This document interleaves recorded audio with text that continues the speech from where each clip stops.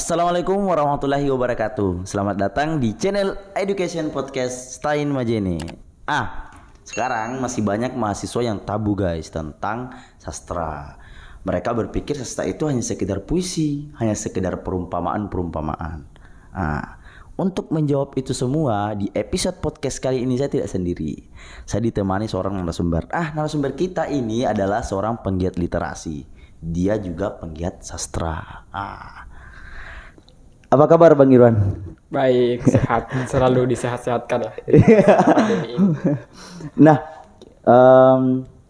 sebelum kita masuk ke pembahasan Bang, saya mau tanya dulu nih Bang, aktivitas kemarin ini seperti apa? Saat ini ya aktivitas sebenarnya cukup padat ya sebetulnya. Kenapa cukup padat? Karena di luar pandemi itu banyak saya punya banyak PR yang harus saya kerjakan. PR yang saya maksud, saya punya banyak proyek-proyek tulisan yang mangkrak dan harus saya selesaikan, dan ternyata itu juga kelabakan karena di masa pandemi ini teman-teman juga berusaha untuk bikin kegiatan yang tatap muka, meski tetap mematuhi protokoler, tapi saya mau tidak mau harus ikut juga dengan mereka dan karena itu juga kegiatan-kegiatan yang berkaitan dengan seni dan sastra yang sudah lama kita terkurung dalam mitos besar dunia modern yang pandemi ini, dan kita tidak bisa melakukan apa-apa, dan saya pikir itu yang menjadi kegiatan-kegiatan belakangan ini. Selebihnya saya banyak diskusi-diskusi virtual, wawancara-wawancara, itu juga dalam rangka proyek selama pandemi. Jadi Bang, pandemi ataupun tidak pandemi tetap membaca. Iya, tentu. Justru pandemi ini justru harus mengembalikan orang-orang ke PR-nya, bahwa jangan-jangan kita terlalu banyak liar di jalanan dan kita lupa bahwa kita harus pulang untuk membaca, dan pandemi ini mengurung kita sejenak untuk belajar kembali. Nah Bang, masih banyak mahasiswa yang masih bingung tentang sastra itu sebenarnya apa. Untuk seorang Irwan Samsir, apa sebenarnya itu sastra? Sastra itu, kalau kita mau menakar-nakar, bahwa sastra itu justru sebetulnya adalah pilihan ya. Dia pilihan yang mau tidak mau kita memang harus berhadapan dengan itu. Karena yang namanya sastra, dia pasti ajaran untuk membuat manusia lebih tercerahkan, lebih tersadarkan akan banyak hal. Dan kalau kita membaca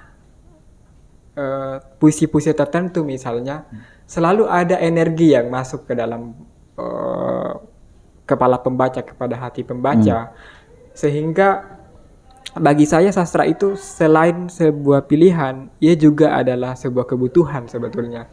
Karena kalau kita tidak punya kita tidak punya hal-hal yang membuat kita tercerahkan, membuat kita sadar, saya tidak bisa membayangkan bagaimana manusia hidup. Kalau mereka tidak pernah tersadarkan oleh hal-hal yang bisa menyentuh hati mereka. Betul. Orang akan sangat kaku, orang akan seperti mesin, berjalan seperti mesin. Dan kan begitu, orang-orang yang tidak pernah mungkin membaca sastra, tidak pernah mendengar lagu-lagu, tidak pernah mendengar puisi-puisi, saya bisa pastikan hidupnya tidak akan bisa santuy. Dia akan sangat kaku. Dan saya pikir sastra itu kebutuhan semua orang, dan milenial sekarang juga sudah semakin sadar bahwa mereka butuh sebetulnya sastra. Nah Bang, apakah sastra itu posisinya biasa sebagai motivasi untuk seseorang? Mungkin dia dalam keadaan keluh kesah, kecewa, atau apakah? Apakah sastra bisa hadir sebagai motivasi atau inspirasi bagi seseorang? Sastra itu sebetulnya kompleks dia. dia mungkin membuatmu bahagia, juga membuatmu sakit, Ya. juga membuatmu tergugah, tapi dengan cara yang cantik gitu loh. Ya, Dia siap. tidak serta-merta ingin membuatmu bahagia, membuatmu sakit. Selalu ada perantara di situ. Makanya kata-kata sastra itu selalu kata-kata yang berada di tengah-tengah. Dia tidak terlalu terang, tidak juga terlalu gelap. Ya. Dia adalah jembatan, sama kayak orang yang ingin menyatakan cinta dengan puisi, tapi dia tidak serta-merta mengatakan bahwa saya mencintaimu, tidak serta-merta begitu, tapi dia ada jarak antara tertangkap dengan tersembunyi, antara terkatakan dengan dipendam, dan orang bisa masuk ke situ, orang bisa masuk, orang tidak ini contoh kasusnya sama kayak kita mendengar lagu-lagu yang bahasanya kayak bahasa-bahasa sastra ya. Orang kan mendengar lagu-lagu, mereka kan sebetulnya mendengar apa yang terjadi, maksudnya apa yang pernah mereka alami mungkin, tapi mereka tidak marah kan, mereka tidak marah mendengar itu. Justru karena mereka pernah mengalami itu dan mereka butuh disadarkan lagi soal apa yang mungkin mereka alami. Misalnya orang-orang yang pernah patah hati dan kemudian mendengar lagu-lagu Galau, lagu-lagu yang sebagainya. Kenapa mereka masih mendengar itu padahal mereka sudah alami? Karena mereka masih butuh disadarkan, butuh memikirkan lagi apakah yang saya alami ini memang betul-betul baik untuk saya atau saya bisa belajar dari itu. Oke bang, gini bang, kan saya kuliah ambilnya jurusan komunikasi. Dan saya pernah baca artikel, baca kutipan, komunikasi itu sama halnya dengan bernapas. Apakah memang sastra ini sebuah media komunikasi atau tidak? Justru sastra memang media komunikasi sebetulnya. Nah, apa yang kita pahami soal komunikasi itu ada yang non verbal, ada yang verbal kan. Betul. Manusia itu hidup. Sejak pertama kali manusia hidup itu, mereka kan komunikasinya sebenarnya non verbal. Mereka hanya memakai penanda-penanda isyarat, dan hingga kemudian ketika mereka bisa berbicara, di situ sastra sebetulnya dimulai. Karena sastra awalnya itu lisan semua. Sebelum manusia mengenal dunia tulis menulis, sastra itu disampaikan secara lisan. Kenapa ada pesan-pesan orang tua, nyanyian-nyanyian? Sastra itu disampaikan lewat itu. Jadi itu satu cara komunikasi untuk menyampaikan sesuatu. Misalnya apa keinginan orang tua terhadap anaknya, harapan-harapan, itu cara komunikasi. Mereka komunikasinya lewat lagu-lagu, lewat nyanyian-nyanyian, lewat dongeng-dongeng. Itu sastra di masa itu. Dan ketika manusia sudah bisa menulis, masa-masa manusia sudah bisa berpikir bagaimana menggunakan daun papirus untuk ditulisi, bagaimana itu yang kita kenal dengan daun lontar. Bagaimana banyak sekali dunia tulis menulis itu pada saat manusia sudah bisa menulis itu sangat eksistensinya sangat kuat karena mereka mentransfer apa yang biasa mereka katakan ke dalam dunia tulis menulis, dan itu memang satu cara komunikasi. Dan jadi Indonesia itu sebetulnya memang khas banyak bicara sebetulnya. Banyak bicara. Ketika mereka bisa menulis,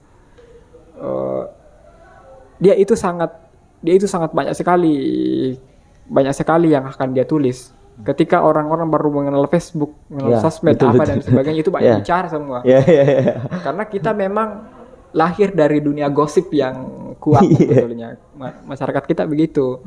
Nah, sastra sebetulnya, kehadiran sastra di era modern untuk memfilter itu, kita akhirnya memilah kata-kata yang harus kita gunakan dan tidak kita gunakan.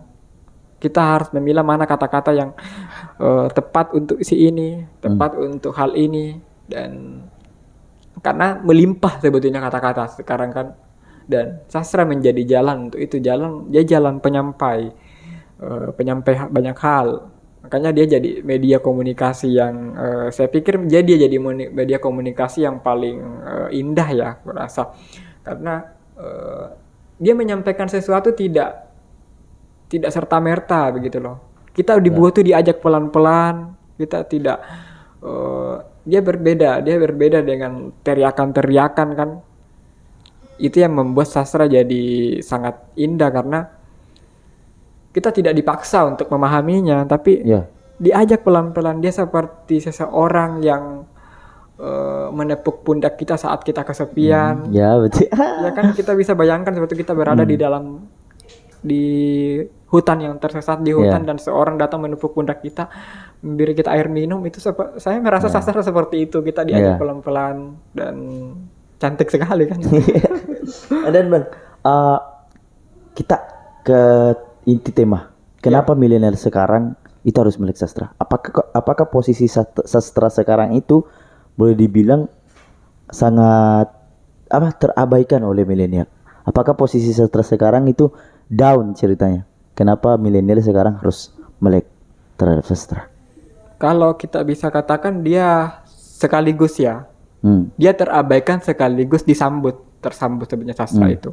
Nah, apa yang kita pahami tersambut itu pilihan milenial, apa yang mereka baca, apa yang harus mereka baca. Nah, kebutuhan milenial sekarang itu kebutuhan untuk menghibur diri mereka.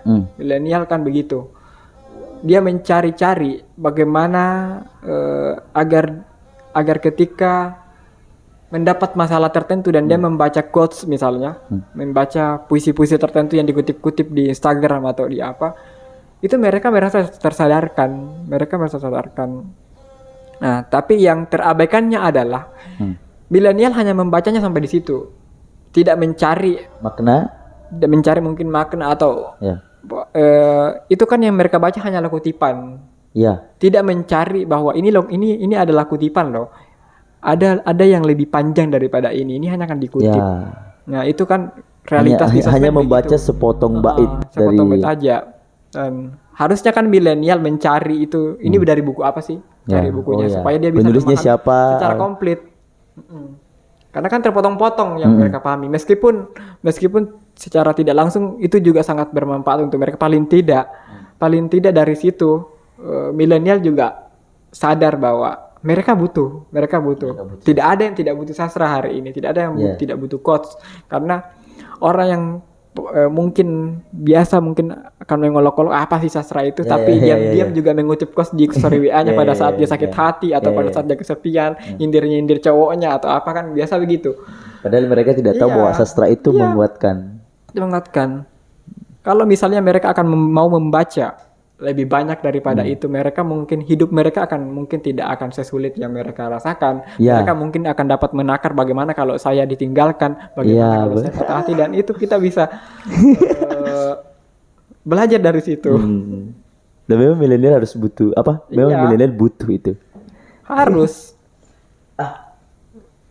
Untuk seorang Irwan Samsir, sejak kapan abang kenal? Ini panggil abang atau panggil kakak? Panggil abang.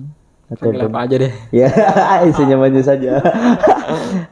Untuk seorang Irwan Samsir, abang kenal sastra ini sejak kapan?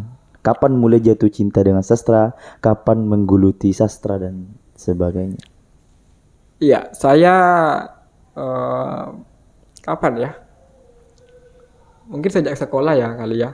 Saya mulai melek sastra. Jadi melek dalam artian itu saya sudah serius membaca sastra. Karena saya memulainya dari bacaan-bacaan, dan saya tidak tahu kenapa saya punya selalu berimajinasi yang di masa-masa itu kenapa saya suka sekali berimajinasi begitu. Jadi sebenarnya dari imajinasi sebetulnya. Saya hidup di zaman di zaman PS sedang tren-trennya ya, PlayStation. PlayStation itu saya kadang main PlayStation, saya sebagai anak-anak main PS itu kalau saya main PS yang mobil-mobil yang balapan mobil. Kan kalau di PS itu ada rute yang di tengah-tengah hutan gitu. Biasa belokkan mobil ke situ. Saya belokkan mobil padahal bukan arahnya. Saya penasaran, kenapa saya penasaran? Apa sih yang ada di samping? Betul. Saya justru tidak menuruti apa yang seharusnya saya lalui. Saya penasaran dengan ini banyak hutan dan sebagainya. Itu imajinasi seperti itu yang membuat saya akhirnya mempengaruhi cara saya menulis. Kemudian ketika saya menulis, saya selalu penasaran dengan banyak hal yang tersembunyi. Kenapa sih orang sastra itu gila ya? Bisa dikatakan gila ya, karena dia ingin melampaui apa yang mereka lihat. Jangan-jangan ada yang terjadi di situ, jangan-jangan ada. Dan kupikir hal-hal begitu yang membuat saya akhirnya memilih menulis sastra ya, karena saya bisa menakar kemungkinan-kemungkinan di depan. Apa yang akan terjadi di depan. Jangan-jangan di hatinya ada orang lain. Jangan-jangan di hatinya ada orang lain. Saya harus memfilter itu kan, saya harus menyiapkan diri semuanya. Tapi sastra itu tidak selamanya membahas atau berbicara tentang cinta ya kan, Bang? Sastra itu membicarakan semuanya sebetulnya. Cinta hanyalah satu item ya mungkin yang dibicarakan dalam sastra, atau hal-hal tertentu, baik itu sosial, agama yang dikemas dalam bentuk cinta. Saya menulis seperti itu sebetulnya. Tulisan-tulisan saya sebenarnya tulisan-tulisan sosial ya. Tulisan-tulisan tentang hal-hal yang politik, kemanusiaan, agama dan sebagainya. Tapi bagaimana itu bisa sampai ke milenial? Saya harus mengemasnya dalam apa yang disukai milenial. Yakni yang cinta-cinta. Saya harus menyampaikan lewat situ kan. Kalau tidak saya kesulitan. Saya cukup kesulitan kalau saya menyampaikannya dengan, kalau saya ingin mengkritik, saya harus menulis kritik secara sambil tidak mungkin. Intinya kita melakukan adaptasi. Adaptasi dengan apa yang mereka sukai di. Betul. Jadi kita memang harus sadar apa yang milenial sukai. Kalau milenial suka cinta, kemas itu halal sosial tapi dalam bentuk cinta. Milenial itu pasti akan suka, dan kita pelan-pelan menggait milenial, menggait pembaca, dan pada akhirnya mereka akan serius dan sadar akan apa yang saya tulis sebetulnya. Nah Bang, banyak milenial sekarang itu dia tidak sadar bahwa quotes yang mereka posting di sosial medianya itu ternyata sebuah bentuk sastra. Di sini saya mau tanya nih Bang, eksistensi sastra sekarang itu seperti apa? Karena kita lihat banyak quotes-quotes yang dikutip dari buku-buku seperti novel ayat-ayat cinta dan lain-lain, dari buku dari Terelie, Boy Chandra, apa segala macam. Kira-kira eksistensi quotes sekarang itu seperti apa Bang? Seperti yang kita bicarakan tadi ya, bahwa mereka milenial itu bergantung seberapa banyak mereka habiskan waktu. Mereka lebih banyak hidup di mana. Jangan-jangan kita lebih banyak hidup di dalam ponsel daripada di dalam kenyataan real kita kan. Sehingga mereka lebih banyak bertemu quotes daripada bertemu buku-buku. Karena memang gadget. Jadi, gadget kan, gadget sekarang jadi perpustakaannya milenial. Betul sekali, betul. Tapi perpustakaan yang kalau bisa bayangkan perpustakaan yang hanya selembaran kertas yang ada di dalam, tidak ada buku yang full. Tidak ada. Betul. Jadi kita masuk di perpustakaan hanya melihat robekan-robekan di dalam perpustakaan itu. Itu perpustakaan milenial sekarang itu gadget seperti itu. Jadi mereka hanya melihat hasil yang dicopot-copot orang, hasil yang mungkin sudah dirobek-robek oleh banyak orang, tetapi mereka membutuhkan itu, mereka tetap membutuhkan itu. Syukur-syukur kalau ada milenial yang akhirnya penasaran dengan kutipan itu. Tapi di sisi lain juga oles aja milenial, mereka santai aja gitu. Dan tapi quotes itu memang juga penting. Dia sangat penting. Quotes itu penting untuk membuktikan bahwa ada loh, tulisan itu sangat berarti. Tulisan itu berarti. Maksudnya setiap penulis pasti punya kata-kata saktinya sendiri. Dan itu yang dikutip-kutip oleh banyak orang. Betul. Itu juga akan jadi pelajaran bagi penulis. Kenapa saya tidak menciptakan kata-kata yang seperti itu sebanyak mungkin. Bahkan ada juga toko yang memang dia disebut motivator. Ya. Orang yang memiliki banyak quotes, kaya akan quotes-quotesnya. Karena dia berpikir motivasi itu sama halnya seperti mandi. Kita membutuhkannya setiap hari. Jadi mereka bidangnya di situ-situ saja. Iya, di sosial media itu saya belakang pernah ngobrol sama penyair. Dia mengatakan media sosial itu mengkonstruk manusia menjadi nabi sekaligus jadi umat. Ya. Dia kenapa? dia jadi pengikut sekaligus yang diikuti. Ya. Kita kan punya followers, Ya. juga punya following kan. Ya. Jadi orang saling mengikuti. Jadi orang-orang yang suka berbicara motivasi ini tuh jadi nabi di sosmed. Mereka selalu diikuti. Misalnya Terelie misalnya. Ya. Misalnya Boy Chandra kan. Nabinya milenial itu yang anak-anak muda itu Boy Chandra atau kalau tidak Terelie ya, mereka cari. Kalau dia berkata seperti ini, Mereka itu kutip seperti lagi. sabda kan, sabda bahwa dia akan cari-cari gitu kalau mereka lagi patah, dan mereka merasa tercerahkan. Menariknya itu ya, kok bisa ya kata-kata itu bisa membuat mereka tercerahkan. Nah, excessive cost itu begitu di sosmed sekarang. Hanya saja itu terpotong-potong. Kalau kita ingin mendapat motivasi yang hanya lewat situ, ya kita juga akan mendapatkan mungkin motivasi yang terpotong-potong juga. Kita mendapatkan solusi yang terpotong-potong juga. Kenapa kemudian kita tidak menyelam untuk memahami lebih besar lagi kan apa yang ingin disampaikan oleh para penulis quotes ini? Karena tidak semua penulis kan memposting quotes-nya. Orang-orang yang mengutipkan. Tapi ada juga penulis yang memang kerjaannya bikin quotes. Tapi kan tidak cukup. Quotes saja tidak cukup kan. Kita butuh belajar lebih banyak lagi untuk menyelesaikan persoalan-persoalan kita sendiri. Nah Bang, kira-kira Abang punya tips tidak? Bagaimana kita bisa mengembalikan minat kita untuk membaca?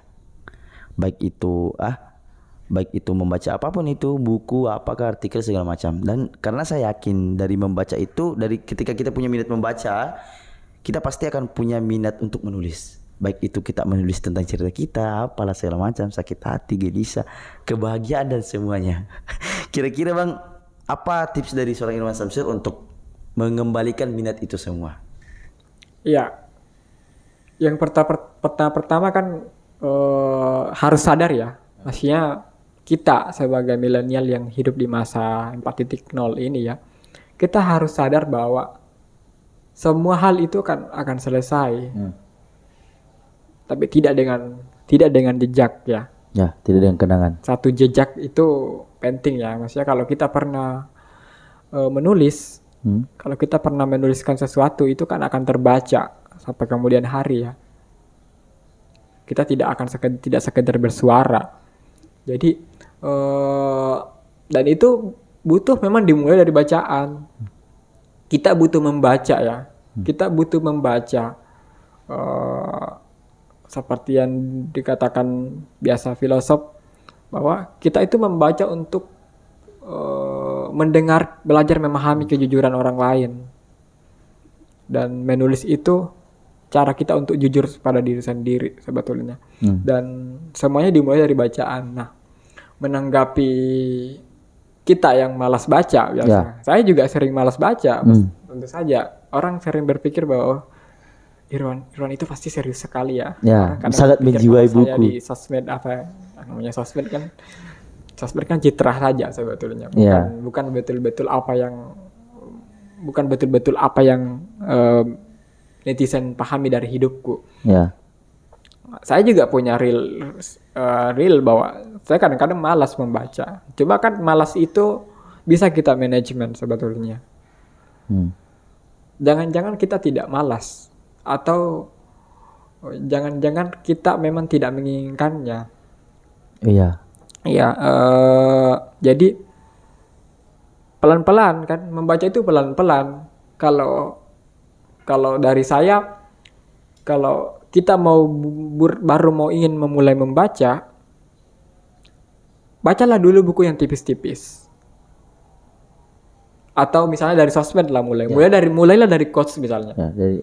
Mulai dari quotes. Kemudian melangkah ke artikel-artikel apa semua. Misalnya baca dulu 1 kalimat, 2 kalimat di sosmed misalnya. Pelan-pelan kita akan besok baca di 10 kalimat. Sampai jadi 1 halaman kertas. Misalnya baca buku misalnya. Saya itu membaca buku awal-awal untuk melatih. Kadang-kadang saya melatih kemalasan saya misalnya. Saya membaca hanya 3 halaman. 3 halaman saja dalam 1 hari. Tapi konsisten. Ya. Saya tidak lebih 3 halaman tiap hari. Pokoknya tiap hari. Saya menentukan jam. Misalnya jam 4 sore misalnya. Saya harus membaca 3 halaman deh. Di jam 4 sore itu. Saya tidak boleh melewatinya. Besok lagi baca 3 halaman. Seperti itu. Nah, pokoknya mulai dan bacalah buku yang tipis-tipis. Buku yang tipis-tipis dulu, jangan langsung yang tebal-tebal. Karena kan orang melihat buku tebal-tebal sudah diteror kan. Banyak sekali kan. Padahal mereka belum tahu apa sih isinya. Jadi baca dulu yang tipis-tipis atau bahkan buku-buku yang bergambar. Ya, banyak juga milenial yang menilai buku banyak milenial menilai buku dari sampulnya. Iya. Ketika sampulnya sudah menarik, dia hanya membaca, walaupun itu tebal bagaimanapun tebalnya dia tetap tertarik. Baca-baca sekian halaman, bosan, akhirnya ditutup lagi. Pemahaman-pemahaman seperti itu, orang yang selalu menganggap melihat buku dari sampul, itu akan berpengaruh. Itu akan berpengaruh cara berpikir mereka juga ke orang lain, ke banyak hal. Mereka akan melihat stylenya orang. Dia melihat orang, misalnya, itu kan mitos sebetulnya. Kita melihat mahasiswa. Misalnya kita melihat mahasiswa masuk datang dari di kampus Stein tuh, mereka pakai kacamata tebal terus buku banyak-banyak, terus kita menganggap itu intelektual. Jangan-jangan itu hanya pencitraan. Jangan-jangan itu kan hanya mitos. Itu karena kita melihat dari cover. Sama kayak kita melihat agamawan, kita melihat wow sekali kan. Dia kayak baru turun dari langit dan kita langsung menganggap inilah kebenaran. Itu yang membuat kita selalu melihat buku dari cover kan. Akhirnya kita melihat banyak hal juga dari cover. Kita tidak ingin mempelajari mempelajari mereka dulu baik-baik betul. Maksudnya paling kita punya optimisme bahwa ada sesuatu yang mereka simpan, yang mereka tampungkan, dan milenial harus sadar seperti itu. Dan kalau kita sudah akhirnya banyak membaca, kita kan pelan-pelan akan banyak menulis. Saya pernah ngobrol sama salah seorang penulis kecil, Abinaya Gina Jamila, mungkin pernah nonton live-ku. Jadi Abinaya itu mengatakan, membacalah tapi jangan terus-terusan membaca. Jadi karena otak itu seperti gelas. Dia diisi air kan, diisi air. Kalau dia penuh kan akan tumpah itu. Jadi dia butuh dituangkan. Kita banyak membaca kan. Nah, kita harus punya daya kepekaan untuk merespon, untuk mengomentari apa yang kita baca. Kita kan sering membaca kan. Kita sebetulnya sama seperti sedang bercakap-cakap dengan penulisnya. Sama seperti bercakap-cakap dengan tokohnya. Dan kita butuh merespon itu. Bagaimana cara kita merespon? Ya menulis. Kita harus merespon itu. Meskipun kita menulis itu didasari dari tulisan orang lain. Iya. Kita termotivasi dari karya orang lain. Iya. Justru kan semua sebenarnya dari orang lain sebetulnya. Tidak ada yang betul-betul pure dari diri sendiri. Betul. Kita memang belajar dari mereka dulu. Kita butuh mendengar kejujuran banyak orang untuk berusaha merespon dengan kejujuran kita sendiri. Kan seperti itu sebetulnya menulis. Jadi pelan-pelan kita akan sadar bahwa kita butuh menuliskan semua ini. Kita butuh membaca semua ini. Jadi untuk teman-teman mahasiswa milenial ya harus sadar apa yang terjadi di sekitar, apa yang mereka alami, dan selalu percaya bahwa apa yang kita tulis akan terbaca. Mungkin tidak sekarang, mungkin tidak berartinya sekarang, tapi berapa tahun ke depan bagaimana? Misalnya kalau kita menulis, kita pergi ke belakang sini misalnya kan, Ya. teman-teman menulis tentang bagaimana rindangnya, bagaimana sejuknya di belakang ini, dan Ya. kita menulis itu, tapi 5 tahun kemudian ternyata sudah ada bangunan di situ, itu kan jadi jejak. Ya. Kita kan melihat jejak, di kampusku pernah ada begini ternyata ya. Ternyata ada. Betul.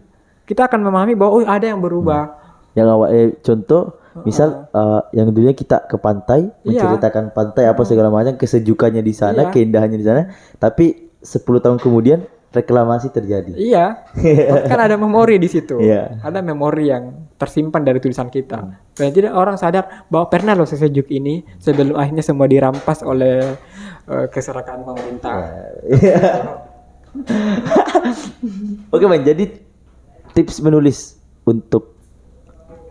dan tips membaca untuk mahasiswa milenial sekarang itu kira-kira seperti apa? Untuk diri saya sendiri juga. Ya, menulis paling tidak mulailah peka. Mulailah peka dengan menulis mulai dari dirimu sendiri. Maksudnya mulai dari apa yang terjadi pada dirimu. Berceritalah dulu jujur. Karena kan hati kita sebenarnya butuh didengarkan. Kita sebenarnya menulis itu untuk mendengar diri sendiri. Kita butuh mendengar diri sendiri. Kan kalau kita biasa menulis status saja di Facebook misalnya kan, kita seperti sedang berbicara, kita mendengar apa sih yang ingin dikatakan hati kita. Betul. Berarti percakapan dengan diri sendiri dulu sebetulnya. Mulai dari situ, mulai dari hal-hal yang paling dekat dengan dirimu, dan pelan-pelan kita akan merespon di sekitar sampai pokoknya. Ya, ketika kita pasang status story, kita seolah-olah ingin menunjukkan kepada kepada publik, oh ini saya, ini yang saya katakan hari ini. Justru sosmed itu memperlihatkan diri kita ya sesungguhnya ya. Orang memahami diri kita pasang-pasang story apa dan sebagainya. Orang itu menilai kita sebetulnya, membaca diri kita, membaca di bawah ini loh yang dan. Tapi itu butuh terus difilter ya. Makanya kita harus membaca. Kalau jangan sampai kita keterusan terus mendikte orang tentang apa yang kita rasakan. Nah, di situ sastra hadir ya. Sastra itu menjadi sebuah ruang untuk mengemas fakta-fakta, mengemas kenyataan yang terjadi pada diri kita dengan cara-cara yang lebih cantik, dengan cara yang lebih manis. Tidak, maksudnya kita ingin sastra itu tidak, dia patah hati tapi tidak nangis loh orang. Tidak sampai tidak makan sampai 3 hari. Justru bukan. Justru pembaca yang harus nangis. Jangan kau yang marah. Jangan kalau kita yang mau marah-marah, jangan marah-marah di tulisanmu. Di sastra itu tidak marah-marah di tulisan. Orang yang harus marah-marah bacanya. Mereka yang harus menangis. Jangan kita yang nangis-nangis. Jangan kita yang baper. Jangan kita yang baper-baperan. Orang yang harus baper sebetulnya. Kita hanya membangun ruang komunikasi yang terputus dari banyak orang, dan sehingga dari situ jadi pintu-pintu untuk masuk. Mereka bisa mengenali kita, dan mungkin mengenal diri mereka sendiri dari kita. Karena kan penulis kan wakil rakyat ya sebetulnya. Penulis itu wakil rakyat, dia mewakili suara-suaranya banyak orang. Sehingga kan orang kalau baca sosmed, aku banget. Ini kok saya ya? Padahal bukan kau yang ditulis. Misalnya, Bo Chandra nggak nulis itu, kamu loh. Tapi dia memiliki maksud lain. Ada penulis, tapi kan penulis sadar sebetulnya. Penulis itu memahami apa yang terjadi sama orang sebetulnya. Ini yang dirasakan oleh banyak orang, dan mereka pembaca-pembaca itu merasa juga, ini sama kayak kisahku. Dan bayangkan enak kalau kita menulis juga begitu dan orang-orang juga berkomentar seperti itu. Kita sudah melakukan hal yang terbaik. Saya pikir dari menulis kita sudah melakukan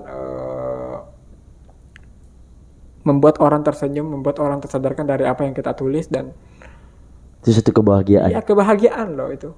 Dan itu bisa bertahan sekian lama kan, orang terus membaca. kita suatu hari mati tapi orang masih ingat kita kan, dari tulisan-tulisan kita kan salah satunya. Saya pikir begitu. Oke, jadi teman-teman, untuk teman-teman yang malas membaca, malas menulis, mulai dari diri sendiri. Ya, Harus mulai dari sendiri. Mulailah belajar untuk mendengarkan diri Anda ketika Anda dalam keadaan keluh kesah, sedih, patah hati. Jadi tinggal pas sayang-sayangnya ghosting. Istilahnya sekarang di ghosting. Teman-teman manfaatkan itu semua. Kondisi teman-teman manfaatkan untuk sebagai imajinasi untuk menulis, ya. membaca. Mungkin itu perbincangan kita hari ini dengan Karyawan Samsir. Terima kasih Bang. Untuk episode selanjutnya kita pasti akan membahas informasi-informasi yang tentunya menarik untuk teman-teman semua. Jangan lupa untuk nonton, jangan lupa like, comment, and subscribe. Oke, dadah.